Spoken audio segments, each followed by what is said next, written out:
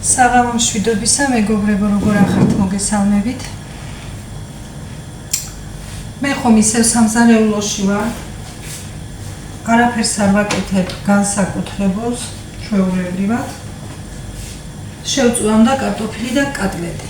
კატლეტი მე ჩემი გაკეთებული მქონდა და მაცივარში ჩაყინული. ამიდან მას გაეღვიძა, გიგაც მოვიდა და დღეს მთელი დღეა გაზიცვხეხე, მთელი კუხნა ჩამოვხეხე, მაგრამ ხომ იცით ახლა კატლეტზე და რა ქვია კარტოფილზე რა მდგომარეობა მექნება.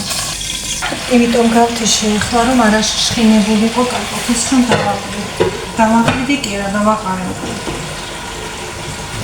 ძალიან რომ არ მეხმაო რა მაგიტომ გავთიშე.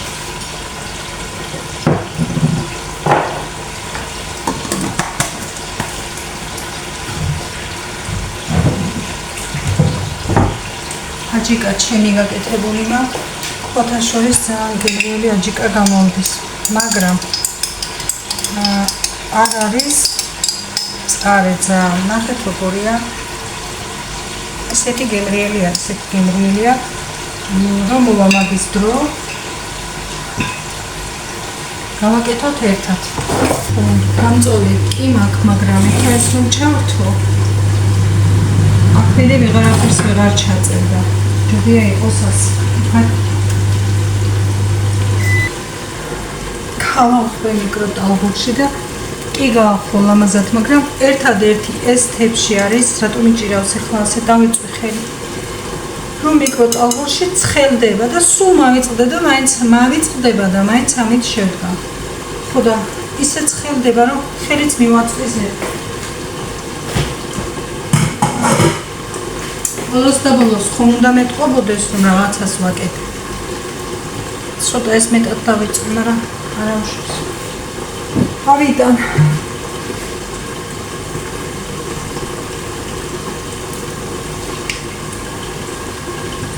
ეს ვიყიდე ზეთისთვის, მაგრამ ვინანე, იმიტომ რომ მე ამის გარეცხვა არის პრობლემა. ეხლა ცოტა დარჩენილი ეს რომ გაიცილება ხომ გავრეცხავ და აღარ ჩავასხავ მეგობრებო. ამას გავრეცხავ მე ჭურჭელს სარეცხ მანქანაში და იქ კარგად ირეცხება. ჩავაწყო ახლა ესეც არ შეშხინდება და ეხლა მეგობრებო სანამ შეიწვება მე რა ფორმაში ვარ უკვე არ ვიცი, იმიტომ რომ მთელი დღეა რაღაცას ვხეხავ ალაგებ.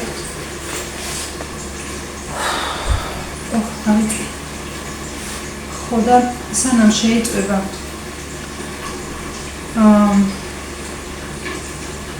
ასე და ამ სიტუაციაში ახლა საჭმელს ვაკეთებ და თან ამაზე ვილაპარაკო. ვფიქრობ არც ასეა ლამაზი და არც ის მინდა რომ დათგუნოთ და სულ რაღაც მძიმე თემებზე ვილაპარაკო და მაგიტომ შიგ თან კერსაც გავაკეთებ. აქ არაფერი არ არის დიდად გასაკეთებული. უბრალოდ თან ხალისი რომ შემოვიტანო, თორემ ჩემთვისაც ძნელია ამ თემაზე შეხება და ამაზე საუბარი ყოველთვის. რაც არ უნდა დრო გავიდეს, ყოველთვის მიძიმს ამ თემაზე საუბარი. და თქვენთანაც სულ რომ მოვდივარ ასეთ რაღაც მძიმე თემებით, ეგეც არ მოწონს, მაგრამ დღეს რატო გადავწყვიტე, მიზეზი რა იყო? ხო, მე დღეს რომ დილას ვიდეო ჩავწერე, იქ ჩემი დავახსენე და ჩემმა მაყურებელმა გამომეხმაურა როდის და რამდენი ხნის გარდაცვლილი ყავს დაო, თურმე გარდაცვლილი ყოლიაო და ამ თემაზე ადრეც მინდოდა რაღაც მეთქვა, მაგრამ ამიტომ ვიკავებდი თავს ყოველთვის, რომ სულ რაღაც ასეთი თემებით რომ მოვდივარ. და ბევრს არ ვილაპარაკებ, რადგან იყო ასეთი კითხვა და მე პასუხიც გავეცი და ჩვენ ერთმანეთს მივწერეთ მაგ თემაზე, მაგრამ ცოტას აქაც დავიტყვი. ხო, ჩვენ 5 დედმამიშვილი ვიყავით და ვიყავით წარსულში რომ ლაპარაკობ, აქ მიძიმს ზუსტად ეს ამბავი. ჩემი და ყველაზე უფროსი იყო 58 წლის ასაკში გარდაიცვალა, უკვე 7 წელია. ჩემი და მე ყველაზე პატარა ვარ. მაქვს ერთ ვიდეოში ჩემს ოჯახზე საუბარი, მაგრამ ამ თემაზე არა და ჩემი და ჩემთვის მარტო და არ იყო, ის დედა იყო. მე ყველა გაჭირვების დროს და ყველა პრობლემის დროს გვერდში მედგა. ისე რომ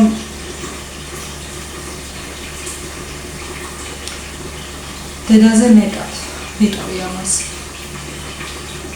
მე არც დედისგან არ მაკვდა ხელი, არც ჩემი ოჯახისგან, არც ჩემი ძმებისგან, არც არავისგან, მაგრამ შემიძლია რომ განსაკუთრებულად გამოვყო, იმიტომ რომ ჩემი და საერთოდ სხვანაირი იყო.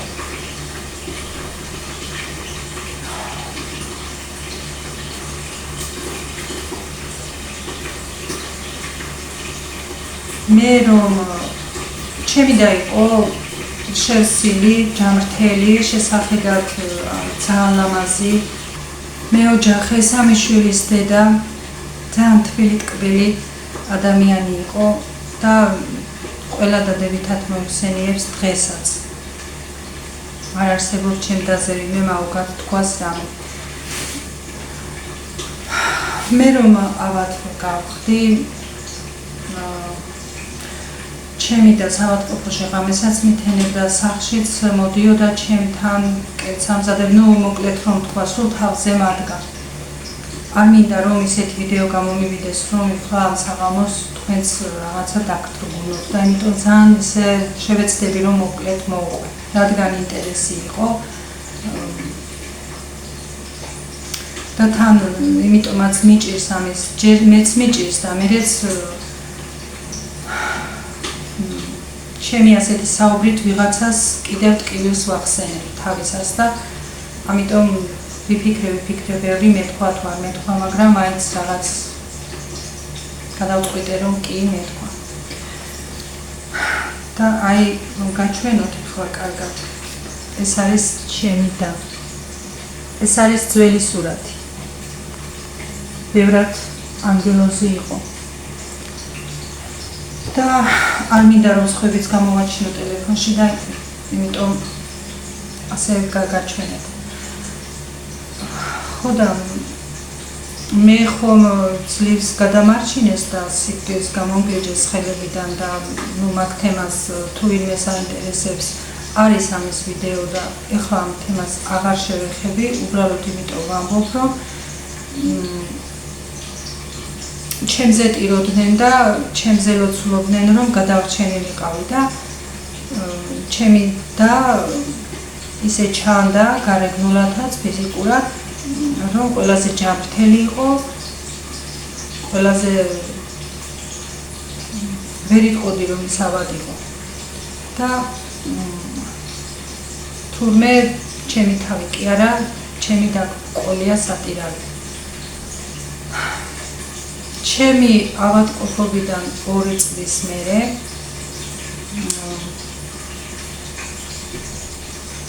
უფრო მეტი 3 თუ 4 წლის მერე უცებ გაყვიტდა. ჯერ არც შეიმჩნეოდა, მეუღლემ შეამჩნია, რომ თვალის ბუგები ჰქონდა ამოყვითლებული და მე ნელა წამოვიდა სიყვიტლე და სულ შეიცვალა ფერი. ჩვენ მაინც ვიფიქრეთ ამ გვიძლია, ამ ნაღველი და ეს პრობლემები ვიფიქრეთ, მივიყვანეთ ექიმთან და მოკლედ ვიტყვი, რომ ექიმა იფიქრა ნაღველა და გავუკეთეს რაღაც ანალიზები, რაღაცები და უთხრეს, რომ ერთ ანალიზს ველოდებით კიდევ და თუ ესეც ის პასუხიც ისე მოვა, რასაც ჩვენ ვფიქრობ, პირდაპირ საოპერაციო ზუსტად ვიმეორებ მის სიტყვებს. პირდაპირ საოპერაციოში და ნაღველს ამოგირებთ. ძალიან ცუდად და უხეშად უთხრა და იმ დღეს მერე გადავწყვიტეთ, ვიფიქრეთ, ჩემი რძალი ცალად ყავდა თურქეთში მიდიოდა და გავაყოლეთ იმას და თურქეთმა კი იცით ახლა იქ მედიცინა უფრო წინ არის და აღმოჩინა პანკრეასზე ქონდა სიმსივნე სადინარდა.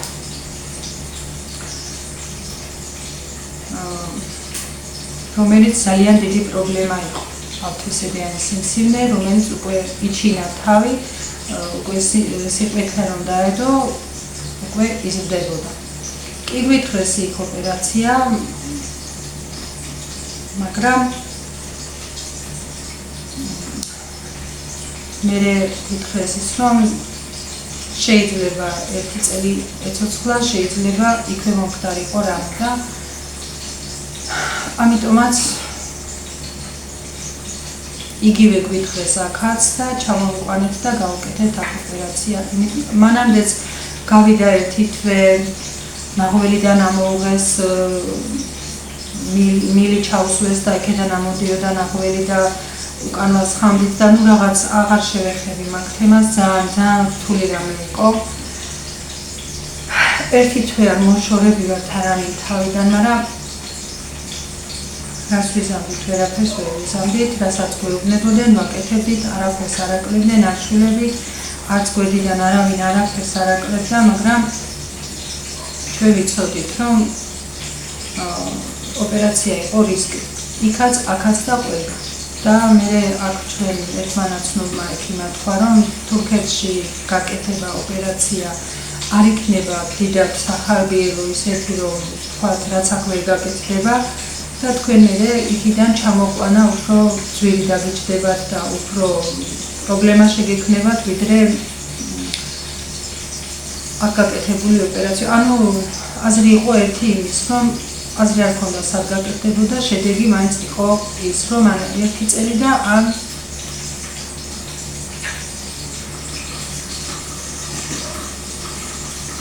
ყველაფერი ჩავიდა ცუდად, იმიტომ რომ უკვე მეტასტაზებით წასული იყო. გაუკეთეს ოპერაცია აქ ერთი თვის თავზე, იქ რაღაც მოსამზადებლები, ნუ მოკლედ ვიტყვით, იმიტომ რომ არ მინდა დაგრთქუნოთ თქვენს და მეც მიჭირს, მეგობრებო, მიჭირს ამ თემაზე შეხედა. გაუკეთეთ ოპერაცია წარმატებით ჩაიარა, მაგრამ სიმსივნე იყო ძალიან გაზრდილი. ასეც გვითხრეს, რომ უკვე გადაგვარებული იყო და მაგასაც ველოდით და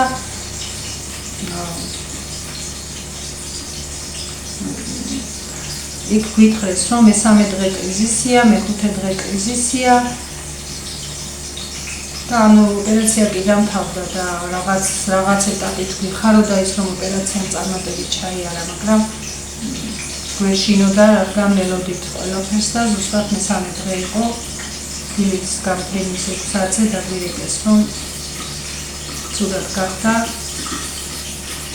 იმ პრობლემებიდან გამომდინარე გულმაც უტყუნა და ჩემი და დაკარგა.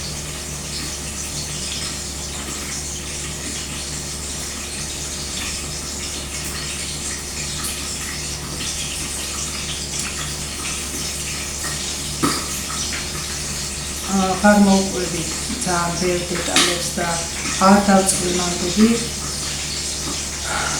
ეს იყო რაც არის ძირითადი შინაარსი იმის, რომ რა მოვიდა ჩემს და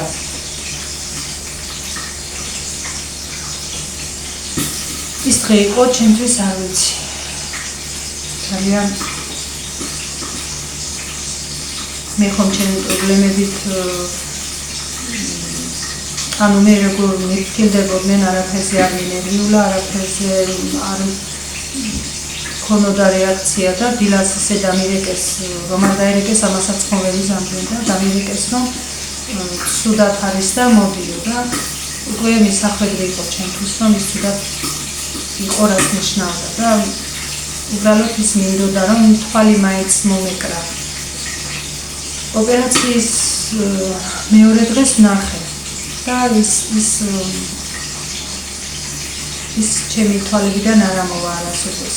მე ოპერაციის მეორე დღე ჩემი და ვერ ვიცა შეცვლილი იყო იმ დროს და რომ მივედი მე იმ დროს რომ დამირეკეს და მივედი უკვე გარდაცვლილი იყო მთელი ეზოავწიე მაგრამ დასვიზა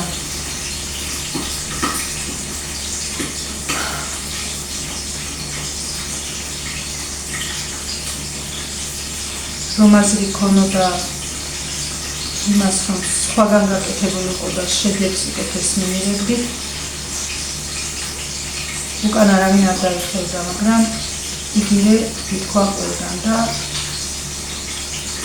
რომ არ გაგვეკეთებია ოპერაცია ეგეც გითხრეს საშინელი ტკივილები ექნება ერთ სახლში გაჩერდებით თქვენ და ვერც ეზოში ისეთი ტკივილები ექნება და ოპერაცია რისკი იყო იმის რომ თუ გადაიტანდა ერთ წელიწადს მაინც იცოცხლებდა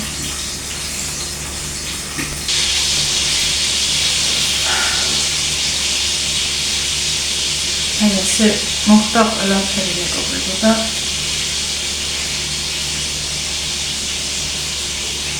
13 მაისი ჩემთვის არის სუდად მოსახსენიებელი დღე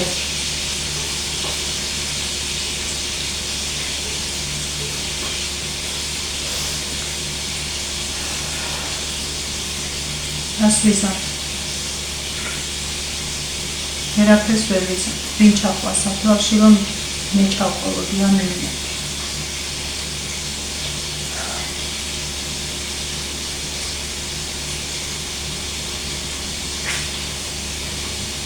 ჩერხონ ჩემი სისხლი და ხორცი იყო და დავკარგე მე დედა ცოცხალი მყავს ღმერთს მადლობა და ჩემი დის მერე დედა განადგურებულია ნახევარქალია და მე ისე მომაკვდა მისი სულიც, გულიც, მისი სახეც, მისი გვერდში დგომაც მე ყველანაირად როგორ აღნიშნო ახლა შეიძლება ვერ ვამბობ სწორად იმიტომ რომ ის ჩემი სისხლი და ხორცი იყო ის ჩემი ყველანაირი დანაკლისი იყო რა თქმა უნდა აი როგორ გითხრათ ერთ ლუკმას რომ იზიარებდა ისეთი იყო და ის ლუკმაც მომაკვდა ის სისხლი და ხორციც მომაკვდა და ის ყველაფერი დამაკვდა მე და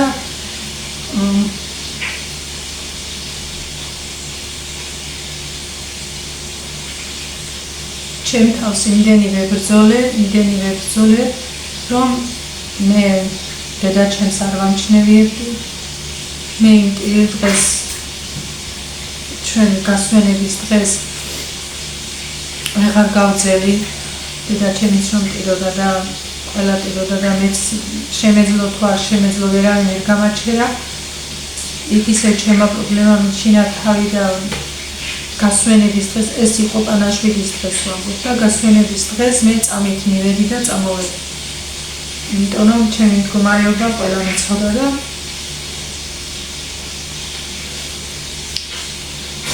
კიდევ რომ რამე სიმწარე არ ენახა დედას მე გამაჩერეს სახლში ვაისებს გაჩერებას თქვა როგორ იქნებოდი თქვენ ხომ წარმოვიდგენიათ მაგრამ ძნელი იყო ყველაფერი და მე ისე ვიჭერ ყოველთვის თავს არ ვამჩნევიებ დედას არ ვამჩნევიებ არავის და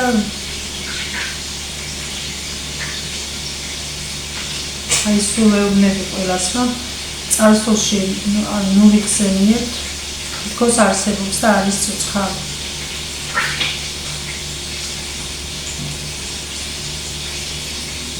აი როგორ არის იცი პატარა რომ ვარ და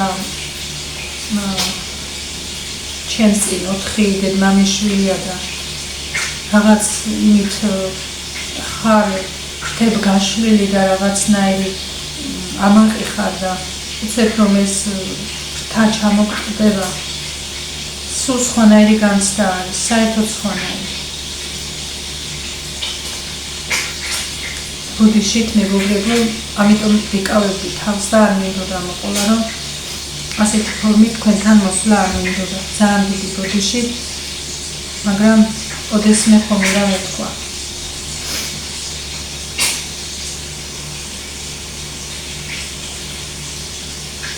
შეიძლება ახლა იქ ბევრი რაღაც იყო, რაღაც, მაგრამ დეტალებს მოკოლას და ახლა ცელი ვიდეოს ჩაწერას აზრი არ აქვს და რაც იყო და როგორც იყო, მიზეზი კი გითხარით.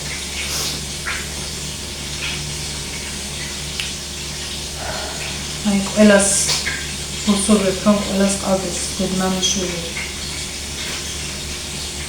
ერთ მუჭად იყოს შეკრული და ხელი არ გაუშვათ ერთმანეთს.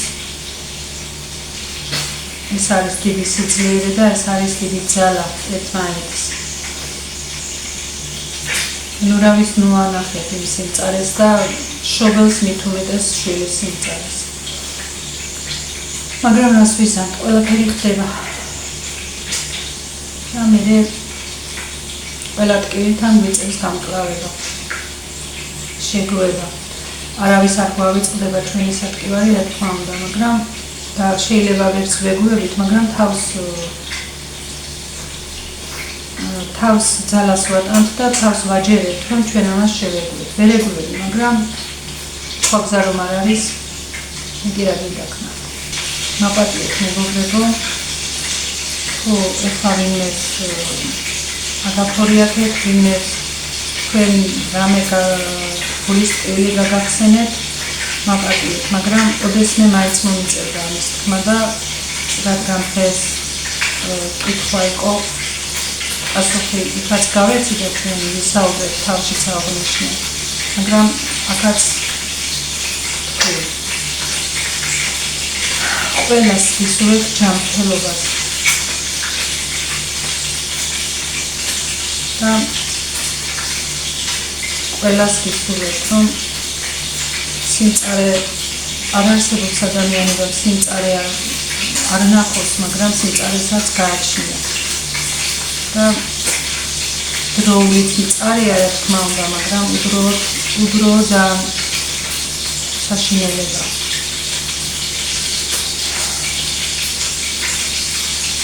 ჩვენზე იყო 13 წლის ცივი და ამიტომ უფრო დედასავით ვიყიდები, ვიდრე დასავლით.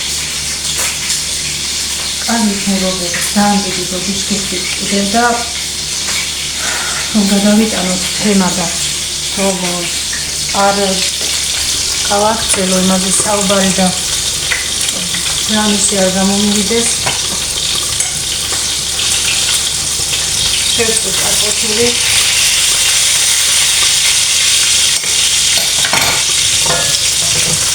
თავიცი ეხლა შეიძლება ამ თემასთან თემა რა ვიცი, მაგრამ მე ვჭირნა რომ ასე მოვსულიყავი და ვიდრე ეხლა 1 საათით დავიყავი და მარტო ამ თემაზე ველაპარაკე. მელოდებიან ეხლა რომ იცოდეთ როგორ მოისვა რაღაცი.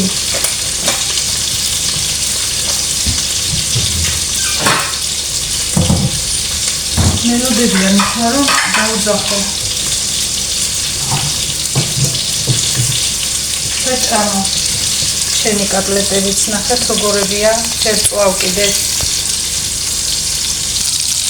კარტოფილებს შევწვი, კიდევ ვიწვევა კოტლეტები და ვახშამი სად არის აგემისთვის. ხავს და მწვანეს მოვაყრიმერე და აი ასე მივართმე. ეს გიგას კერძია და გიგა არ ჭამს ხავსია. ამიდან კიდე ხავს და მწვანეს მოვუყრი და მიირთმევენ და ვახშამის დღეს ამით ჭამაც ამოიწურება. კარგით მეგობრებო, კიდევ დიდ ბოდიშს გიხდით, მაგრამ რადგან ყველანაირად მიცნობ, ყველაფერი უნდა ვიცოდეთ მე ვფიქრობ და მაინც მომიწევს თქმა. მშვიდობიან ღამეს გისურვებთ და მშვიდობიან გათენებას გისურვებთ ყველას და ყველას უკლებლივ თქვენს საახლობლოს და თქვენს სანათლისაოს და თქვენს ყველა მოკეთეს ჯანმრთელობას უშუალოდ. ბედნიერება და წარმატება არ მოაკლებს არავის უფალმა. აბა ყველამდე მეგობრებო, მიყვარხარ ყველა ძალიან ჩემს ყველა სიტყვას რომ აი ვფიქრდებით და მე გულთან ასე მივაქვს და მეკითხებით ყველა თემაზე, ეს ჩემთვის არის ძალიან დიდი დაფასება და ბევრ რამეს ნიშნავს და ყველამდე მეგობრებო.